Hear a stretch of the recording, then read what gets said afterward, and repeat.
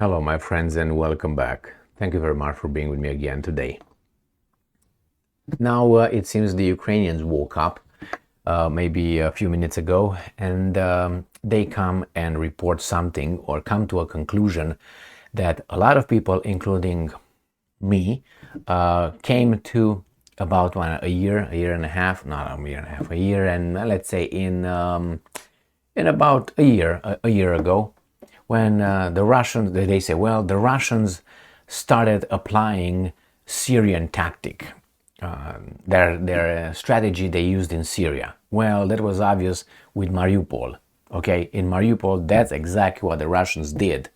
And there are a lot of people actually who claim the same thing.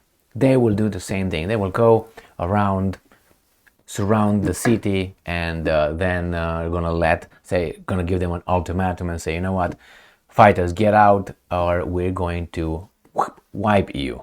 Not your butt, but wipe you, send you to wherever you think you're coming from.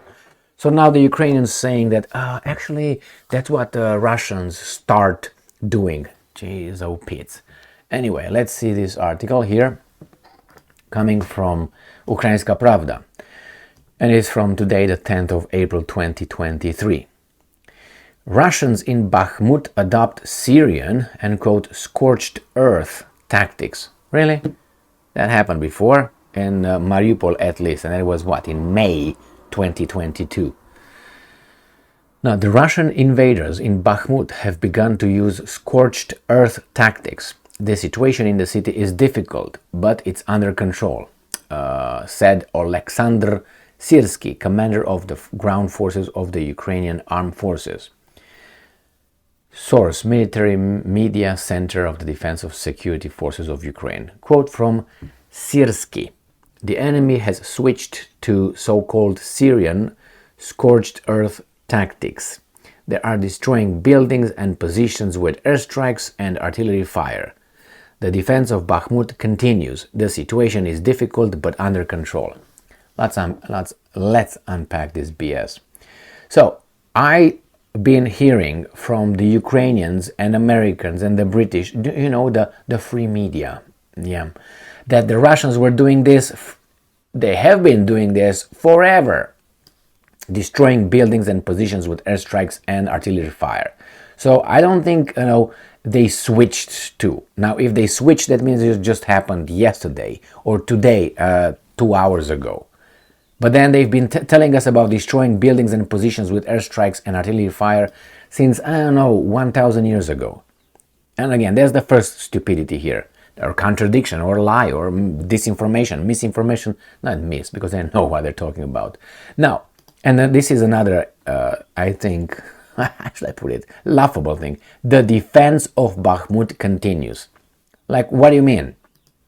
What do you mean by the defense of Bakhmut? What do you defend in Bakhmut? You defend Bakhmut? Of what?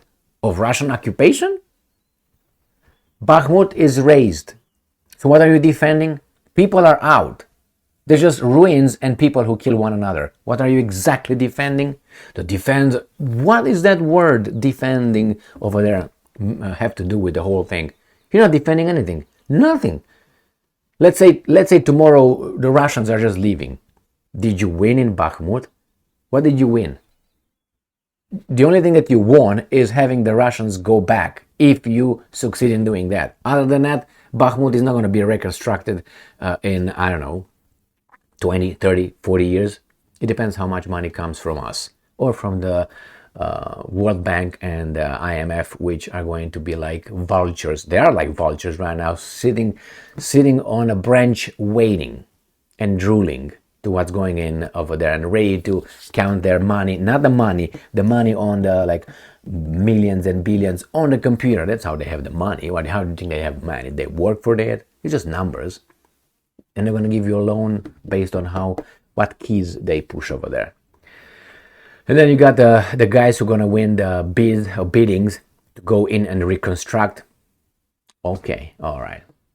So I don't know what they're defending, but they're defending something. There will be a lot of people killed over there to defend. That city should not have been even defended, if you know what I mean. And If you don't know what I mean, I'm going to explain. Defend it. That's the defense. Is that what you want? What about being designated as an open city, like Paris was in the Second World War? Would have been just fine over there. Yeah, it's true, you fight before it, you lose, you go behind, fight another day. But no, they decided to go inside and fight, defend it. That's how they defended it. And the Russians obviously came in and scorched earth. I'm not trying to defend the Russians whatsoever, and if you think so, I don't really give up. Because that's not what I mean. Anyway, here it is what it is. Those guys defended the city inside the city limits. And what were the Russians supposed to do? Since they are the bad guys, just be good guys all of a sudden?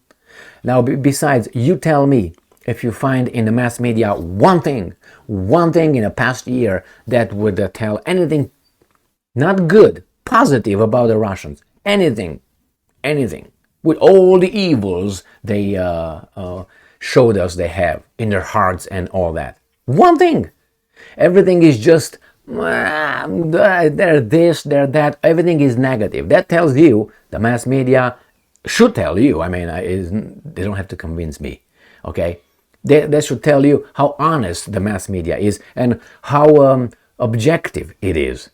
Or it gives you the news. It doesn't give you the news. It gives you the packaged news. Do you think Russia and Russians did not do anything okay or good or positive all this year? And I'm not talking only about, not only about the war. Everything in general. Have you heard anything positive from Russia? If you heard something positive, was negative. Was a weasel taking a shit on his nation, or on his country and all that. That's all you heard. And that's considered positive. So that's not positive. I'm talking about Russia in general. No. So again, here you ask the Russians not to be good. We're defending the city. No, I think some people should start taking responsibility of their actions as well, because based on their actions, there are the consequences. And the fact that the Bakhmut is where it is, you should look further than Ukraine, much further west, if you know what I mean. So let's go back and see what these guys are gargling here. Syrskyi emphasized that the Ukrainian soldiers have exhausted the Wagner PMC mercenaries with their actions, so the Russians are now forced to involve special forces and airborne assault units in the battles for Bakhmut. Now, this is another lie. Someone lied. It's either Syrskyi or the people before him. Because we know, at least I was informed so many times by the mass media, West free mass media and the Ukrainian mass media, that the Russians do not have special forces anymore. I've been informed about that. So how come they have them? So which one is it? The commander emphasized that the fighting is tough on both sides. It has been reported that on 9 April, Syrskyi visited the hottest area of the Bakhmut front. He listened to reports from the commanders of military units and also made operational decisions and set tasks on the spot. Yeah, and other people count their money and look at their projected profits, you know what I mean? And they're not over there. They're in very nice offices, sitting on leather chairs or, drinking bourbon and smoking cigars. Cuban, mind you. So, that's how the wars were always conducted. They were the organizers, they were the sponsors, they were the promoters, the one that, let's have this, fight this. Okay, I'm going to do it and pay you money, let's go, get at it. And after they're done, you go and get the profit. You reconstruct, you come and you invest, you reconstruct and help the people that you helped. Yeah, okay. I'm upset that Russians and Ukrainians are used in this one. I'm talking about Ukrainians, not Zhmyhal, Zelensky, Reznikov, and Yermak, not those Ukrainians, but others, like Ukrainians. Thank you very much for being with me again today. Stay strong, stay smart, look for the truth, and be just.